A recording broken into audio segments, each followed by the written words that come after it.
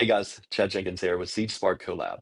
Today I'd like to share a little insight of a concept that I developed a couple years ago that has unlocked a clear path to embracing an entrepreneur's purpose. But first, I'd like to share a story. This story is about a gentleman that had done business with quite a few businesses that I had created over the years. He was in the printer copier business for many, many years and had been quite successful and ultimately exited. And this particular gentleman did the normal course of things after you exit. Of course, he got his money. Congratulations. And he's able to do all of those things that he had negated doing along the building of his company. Things like playing some golf, taking a bunch of travel, spend time with his wife, visit the children. Of course, they're long gone out of the house. And I was lucky and fortunate enough to have a lunch with him, I'd say 6 to 9 months in to his next chapter. And I noticed something was clearly different. This time he was not the same. Sure, it was the same person that I saw. It was the same emotion, same engagement level, but there was one thing that was clearly missing.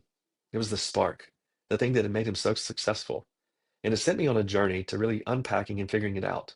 Like, why was he not just overjoyed? He'd gotten everything that he wanted. In essence, he had poured so much heart and soul and ultimately his life into building that business and then gotten paid for it handsomely, but something was clearly not right. And then I began to look horizontally. I mentioned it earlier that I recognized patterns in a lot of different entrepreneurs that I'd served. At my age, many of the guys who I was serving are 10 to 15 and even quite a few years older. Some of those years are getting much closer now, but they had sold their businesses and moved on to the next chapter. But the pattern that I was recognizing is what I now classify as a deep emotional, subconscious connection to the identity that their organization provided to them personally. Yeah, I know that sounds kind of weird, but it was clearly obvious. That spark that I was mentioning, it was definitely the foundation of that. And oftentimes it wasn't at face value. It took them a while to figure this out. And so that set me on a path. It also set me on a path to name it and, of course, try to help other entrepreneurs identify it way before they had that exit event and way before they moved on to the next chapter to really form that chapter, even before. I recognized that that was really the opportunity. And that led me to naming this particular concept or methodology.